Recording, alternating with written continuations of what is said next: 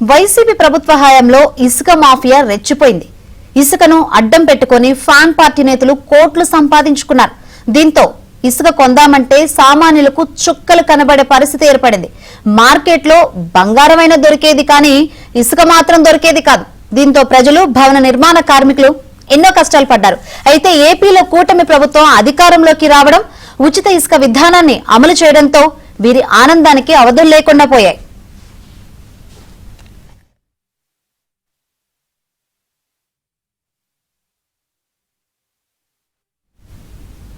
ఏపీలో కూటమి ప్రభుత్వం ఉచిత ఇసుక విధానాన్ని ప్రవేశపెట్టడంతో విశాఖలో సర్వత్రా హర్షం వ్యక్తమవుతుంది. ఇసుకను ఉచితంగా సరఫరా చేసేందుకు చంద్రబాబు ప్రభుత్వం అన్ని ఏర్పాట్లు చేసింది. విశాఖ జిల్లాలోని 2 డిపోల్లో ఇప్పటికే ఉన్న 1.2 లక్షల టన్నుల ఇసుకకు అధికారులు ధర నిర్ణయించారు. అగనంపూడి డిపోలో టన్ను 1394, భీమిలి డిపోలో టన్ను 758గా ఖరారు చేశారు. రాజమండ్రి నుంచి 220 కిలోమీటర్ల దూరంలో ఉన్న అగనంపూడి డిపోకు ఇసుక రవాణాకు అయిన ఖర్చులను పరిగణలోకి తీసుకుని ధర నిర్ణయించారు. అగనంపూడి, భీమిలి డిపోలకు 2 డిప్యూటీ తహసీల్దార్లకు ఇన్ఛార్జీలుగా నియమించారు. అలాగే ఇసుక సరఫరాలో ఎటువంటి అవకతవకలు లేకుండా సీసీ కెమెరాలు ఏర్పాటు చేశారు.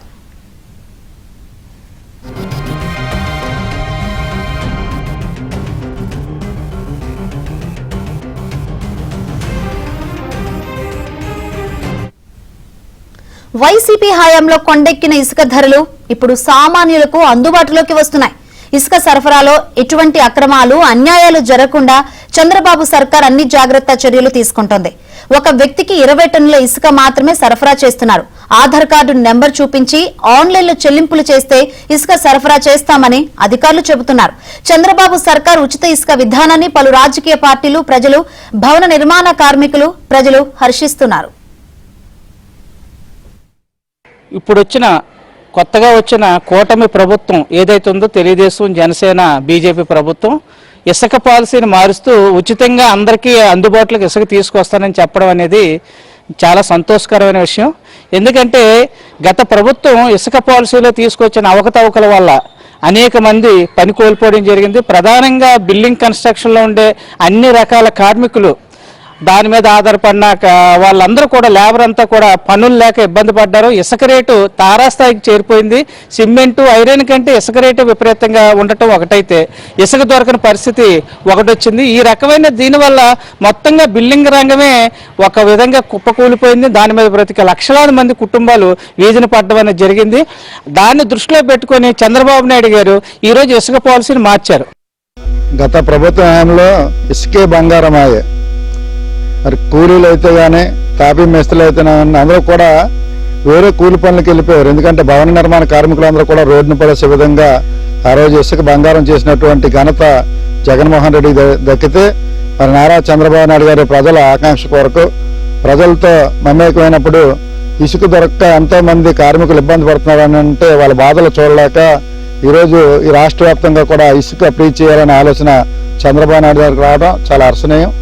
పేద కార్మికులు కూడా ఈరోజు 3 పూట్ల అక్కడ తినడానికి అవకాశం ఉండే విధంగా, వాళ్ళకి కూలి పని దొరికే విధంగా ప్రభుత్వం తీసుకున్నటువంటి ఈ ఇసుక వల్ల అన్ని వర్గాలు కూడా బాగుపడుతుంది. ఎందుకంటే లారీ ఓనర్స్ కూడా ఆ రోజు ఈ రేటు పెరిగిపోవడం వల్ల అలాగే కూడా ఈవీఎంలు కట్టుకోలేక చాలా మంది లారీ ఓనర్స్ కూడా రోడ్డున పడ్డారు.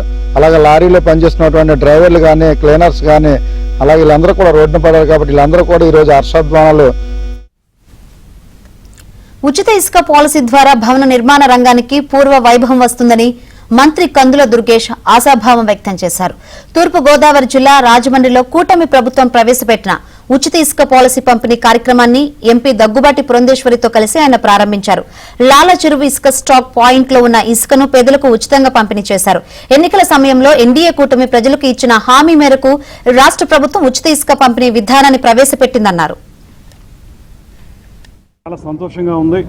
కారణం ఏదైతే ఎన్నికల సమయంలో చంద్రబాబు నాయుడు గారు, ముఖ్యమంత్రి గారు, ఉప ముఖ్యమంత్రి పవన్ కళ్యాణ్ గారు చెప్పిన హామీ మేరకు ఉచిత ఇసుకను వినియోగదారులకు అందించేటువంటి కార్యక్రమాన్ని మన రాజమహేంద్రవరంలో మన ఎంపీ గారు పురంధేశ్వరి గారు, స్థానిక శాసనసభ్యులు వాసు గారు, కలెక్టర్ గారి సమక్షంలో ప్రారంభించడం ఇదొక శుభ పరిణామం.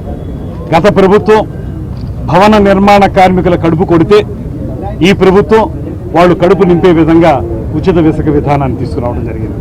అదేవిధంగా గత ప్రభుత్వంలో వినియోగదారుడు ఎవరైనా సరే ఇల్లు కట్టుకోవాలంటే ప్రతిమాన్ని రేట్లు ఎలా ఉన్నప్పటికీ కూడా ఇసుక ప్రీమియం అయిపోవటం వల్ల ఏ రకంగానూ కూడా గృహ నిర్మాణం జరగనటువంటి సందర్భాలను మనం చూసాం.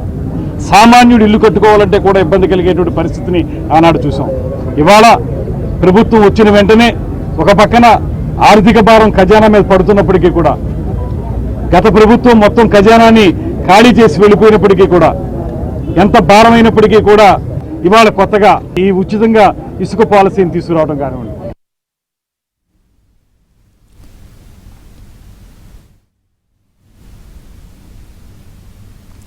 గతంలో వైసీపీ ప్రభుత్వం ఇసుక దోపిడీకి పాల్పడిందని ఎంపీ దగ్గుబాటి పురంధేశ్వరి మండిపడ్డారు. సీఎం చంద్రబాబు పేదల కోసం ఉచిత ఇసుక పాలసీని అమలు తీసుకువచ్చారని, దీనిపై ప్రజల నుంచి సర్వత్రా హర్షం వ్యక్తమవుతుందన్నారు. ఎన్నికల్లో ఇచ్చిన హామీలను నెల రోజుల్లోపే నెరవేర్చిన ఘనత సీఎం చంద్రబాబుకే దక్కిందని పురంధేశ్వరి కొనియాడారు. మనం అందరం కూడా సంతోషించేటువంటి దినం. ఎందుకంటే గత ప్రభుత్వంలో ఏదైతే ఇసుకలో అవినీతి జరిగిందో ఆ అవినీతిని తొలగిస్తూ ఇవాళ ప్రజలకి హితమైనటువంటి ఒక ఇసుక విధానంతో ప్రజా పరిపాలన ఇవాళ తీసుకొచ్చినటువంటి సందర్భంలో మనం అందరం కూడా దీన్ని స్వాగతించవలసినటువంటి విషయంగా భావిస్తున్నాము. ఇందాక మీ అందరి ముందు చెప్పినటువంటి విషయాలు, మరి ఇసుక ముసుగులో ఏ విధంగా అవినీతి జరిగింది, మరి సహజ వనరులు ఏ విధంగా దోపిడీకి గురయ్యాయి అనేటువంటి విషయం మనందరికీ తెలుసు. ఇది పదే పదే నేను ఇక్కడ కడియపులంకలోకి అక్కడికి వచ్చినటువంటి నేపథ్యంలో అక్కడ జరుగుతున్నటువంటి అవినీతిగా వారు అక్కడ ఇసుక తవ్వకం ఏదైతే జరుగుతున్నదో నది గర్భంలోకి జేసీబీలను తీసుకుని వెళ్ళిపోయి అక్కడ తవ్వకం చేసేసి వాటిని ఏ విధంగా అక్కడ సహజ వనరులు దోపిడీ చేస్తున్నారో ఆ విధానాలని అప్పుడు ఎక్స్పోజ్ చేయడం జరిగింది. అయితే ఇవాళ ఇక్కడ చూసినట్లయితే ఏదైతే ఇందాక కలెక్టర్ గారు చెప్పారో బోట్స్మెన్ సొసైటీస్ ని రివైవ్ చేస్తూ వాటి మాధ్యమంగానే ఎక్స్కవేషన్ చేస్తూ ఏదైతే శాండ్ పాయింట్ కి వస్తుందో ఇక్కడ నుండి జేసీబీల మాధ్యమంగా మరి లారీల్లోకి లోడ్ చేసి పేదలకు అందించేటువంటి విధానం కనుక ఖచ్చితంగా ఇది మనం అందరం కూడా స్వాగతించాలి. తూర్పు గోదావరి జిల్లాలో 4 లక్షల మెట్రిక్ టన్నుల ఇసుక అందుబాటులో ఉందని జిల్లా కలెక్టర్ ప్రశాంతి తెలిపారు. వినియోగదారులకు ఎటువంటి ఇబ్బందులు లేకుండా ఉచిత ఇసుకను అందిస్తామన్నారు. ఇసుక స్టోరేజ్ కేంద్రాల్లో నిరంతరం సీసీ కెమెరాలు, పోలీసు పర్యవేక్షణలో ఉంటాయన్నారు. జిల్లాలోని 7 ఇసుక స్టాక్ పాయింట్ల నుంచి ఇసుక సరఫరా చేస్తామని జిల్లా కలెక్టర్ ప్రశాంతి చెప్పారు. ఇప్పుడున్న గైడ్ లైన్స్ ప్రకారం మనకి స్టాక్ యార్డ్స్ ఏదైతే ఇంతకు ముందున్న ఏజెన్సీ నుంచి మనం తీసుకోవడం జరిగిందో స్టాక్ యార్డ్స్లో ఉన్న శాండ్ అంతటినీ కూడా సెక్యూర్ చేస్తూ మనం పబ్లిక్కి అవైలబుల్గా ఉంచుతూ సేల్స్ స్టార్ట్ చేస్తున్నాం. దీని తర్వాత మనకి ఎన్విరాన్మెంట్ క్లియరెన్స్ వచ్చిన తర్వాత డీసిల్టేషన్ పాయింట్స్ ఏవైతే ఉన్నాయో అక్కడ డీసిల్టేషన్ కూడా బోట్స్మెన్ సొసైటీ ద్వారా స్టార్ట్ చేసి శాండ్ సేల్స్ అనేది జరుగుతుంది. ఇప్పుడు న్యూ పాలసీలో గవర్నమెంట్ తీసుకున్న ఒక ఇంపార్టెంట్ డెసిషన్ ఏంటంటే there is no revenue for the government. So sand నుంచి గవర్నమెంట్ ఏ రెవెన్యూని కూడా తీసుకోవట్లేదు, అది no profit to the government. Only మనకి స్టాట్యూటరీ డిడక్షన్స్ ఏవైతే ఉన్నాయో గ్రామ పంచాయతీ కానీ మండల్ పరిషత్కి కానీ అలానే డిస్ట్రిక్ట్ మినరల్ ఫండ్కి కానీ ఏమైతే ఇవ్వాలో ఆ స్టాట్యూటరీ డిడక్షన్స్, అలానే ఎక్స్కవేషన్ కాస్ట్ శాండ్ని తీసుకురావడానికి ఎక్స్కవేట్ చేయడానికి ఏదైతే లేబర్ ఛార్జెస్ పడతాయో అది తీసుకోవడం జరుగుతుంది. ప్రతి బెనిఫిషరీ కూడా ఎవరైతే ఇక్కడ శాండ్ తీసుకోవాలి అని అనుకుంటారో వాళ్ళ ఆధార్, వాళ్ళ ఇంటికి సంబంధించిన ప్లాన్ అప్రూవల్ కాపీతో వస్తే సరిపోతుంది. కొన్నిసార్లు ప్లాన్ అప్రూవల్ లేనప్పుడు వాళ్ళు రిపేర్స్ అది చేసుకుంటున్నప్పుడు ఓల్డ్ ప్లాన్ అప్రూవల్ కూడా తీసుకొని రావాలి.